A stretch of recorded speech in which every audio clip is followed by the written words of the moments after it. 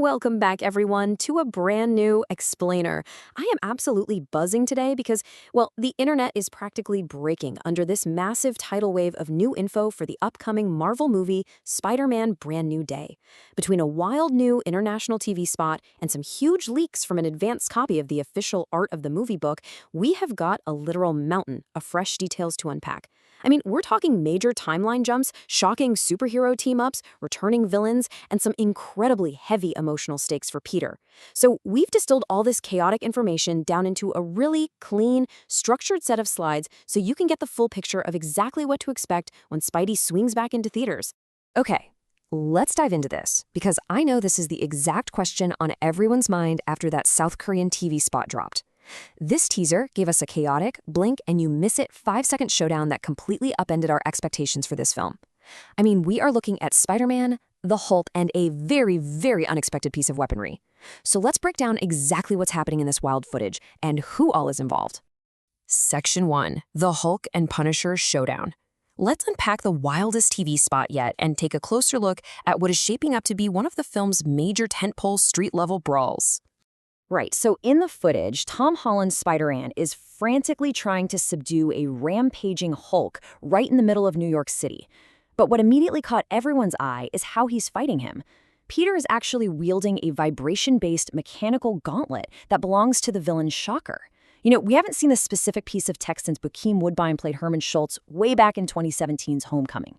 The fact that Peter just has this confiscated tech strongly points to a potential opening sequence or maybe a montage of Peter taking down various street-level villains and basically hoarding their gear to use for himself. But here's the kicker. Peter is definitely not fighting this battle alone. If you brighten up the footage of that same TV spot, you can clearly see Jon Bernthal's Frank Castle, the Punisher, lying on the ground and taking a shot at the Hulk. It is wild. Looking at these two, the contrast brilliantly illustrates just how bizarre and thrilling this matchup really is. On one side, you've got a gritty, completely human, street-level vigilante armed with just a shotgun. And on the other, an unstoppable, cosmic-level, Avenger-tier powerhouse with impenetrable skin. It's a totally mismatched showdown. And it raises a massive question for us. How in the world did Peter Parker and Frank Castle even end up fighting side by side in the first place? Let's move to Section 2, a shifting MCU timeline, and see how this builds from Peter's isolation all the way to 2028. Because director Destin Daniel Cretton is using a very specific two-stage timeline structure here. Okay, according to some annotated script pages, the movie utilizes a two-stage timeline. It doesn't just instantly skip ahead to the next big Avengers event. First, we jump exactly 9 months after the memory-wiping spell from No Way Home. This puts us right in fall 2025. And honestly, this is a brilliant narrative choice. It lets us see Peter in his raw, immediate isolation, right at the exact moment his best friends, MJ and Ned, are heading off to start their freshman year at MIT without him. Then, the timeline jumps again. We get a massive 4-year leap, putting the main plot of the film in 2028, which bridges the gap and aligns up perfectly with the upcoming Avengers Doomsday era. The leaked art book gives us this beautiful synopsis quote, "The world may have forgotten Peter Parker, but he hasn't forgotten them." That just hits right in the gut, doesn't it? It perfectly connects that mechanical timeline jump to the really heavy emotional toll Peter is carrying. This time skip isn't just about moving the plot forward to match the wider MCU. It's about establishing the sheer lonely weight of his double life.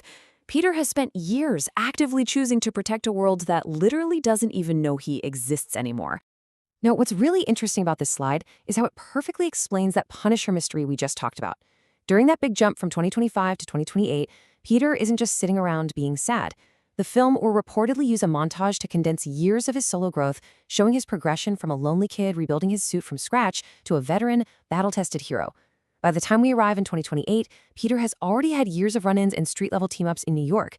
That is exactly why Spider-Man and the Punisher already have an established dynamic when the main plot actually kicks in. Let's look at Section 3, Rogues Gallery and New Allies. Who exactly is Peter fighting and teaming up with? The massive cast of characters confirmed by the leaked advance copy of the art book is staggering. The concept art absolutely confirms Peter is going to have his hands full. We're getting fresh designs for a whole bunch of street-level antagonists. We've got Scorpion, Boomerang, and Ramrod. And as we just saw, Shocker's Gauntlet makes a cameo appearance too. But perhaps the most intriguing piece of this whole puzzle is Sadie Sink's highly guarded mystery character. Rumors are completely swirling right now that she could be making her debut as Jean Grey, or maybe her character is somehow directly responsible for forcing Bruce Banner to Hulk out and rampage through the city in the first place. Marvel is keeping her identity locked down tight. And right smack in the middle of all this chaos is Frank Castle. But this specific leaked text from the art book clarifies something super important. The Punisher isn't actively hunting Spider-Man or the Hulk. He just eventually becomes entangled in their chaotic brawl because his own private mission collides with theirs. It's such a fantastic, organic way to weave a grounded, gritty character like Castle into a larger-than-life superhero fight. Moving to Section 4, Reconnecting Peter and MJ. Love in Frank Castle's basement? Look, amidst all the villains and Hulks, this explainer wouldn't be complete without touching on the emotional core of Peter's story, specifically his relationship with Zendaya's MJ. You guys, I am freaking out over this one. This is a massive reveal from the leaked art book. Concept art actually shows an unmasked Peter Parker resting right next to MJ. And the setting? It looks to be inside the Punisher's iconic battle van, or maybe a basement safe house of his. This has huge implications for sure. It strongly suggests that at some point in this 2028 timeline, Peter might actually re-reveal his true identity to the woman he loves, finally bridging that heartbreaking gap that No Way Home left us with. So, the crucial point is this. Peter's new status quo is incredibly gritty and DIY. He's been living in total isolation from his old support network for years. He's resorting to operating out of repurposed spaces, like an abandoned damage control building or Frank Castle's base. He's even had to build a custom AI-powered sewing machine just to patch up his own suit. I mean, talk about a scrappy, self-reliant, street-level survivor. Which brings us to Section 5, The Monster Within, the psychological toll of the spell. We're entering some really dark psychological territory here because being a survivor in total isolation definitely leaves a mark. But first, just to quickly clear up a visual leak regarding the literal monsters in the film, while early concept art from the book showed a gray Hulk, sources confirm that was, well, actually scratch that, it was merely a design test. When the film finally hits theaters, Bruce Banner will definitely be sporting his classic Green Hulk look as he tears through the city. But the Hulk isn't the only monster Peter is worried about. The leaked synopsis reveals that the intense psychological pressure of watching his friends move on with their lives while he just fights crime full-time in the shadows is sparking a really dangerous change within him.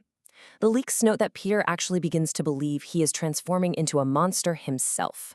The immense, lonely pressure of his double life is genuinely starting to break his grip on reality. Which leaves us with this final, thrilling question. We know a powerful, unseen villain is threatening New York, but Peter's greatest enemy might just be his own deteriorating mental state. Will his total isolation turn him into the very monster he's trying to fight? It's an incredibly dark, fascinating direction for Tom Holland's Peter Parker to take, and I, for one, absolutely cannot wait to see how it all unfolds when Spider-Man Brand New Day hits theaters on July 31st. Thank you so much for joining me for this explainer today. Keep learning, keep questioning, and I'll see you on the next one.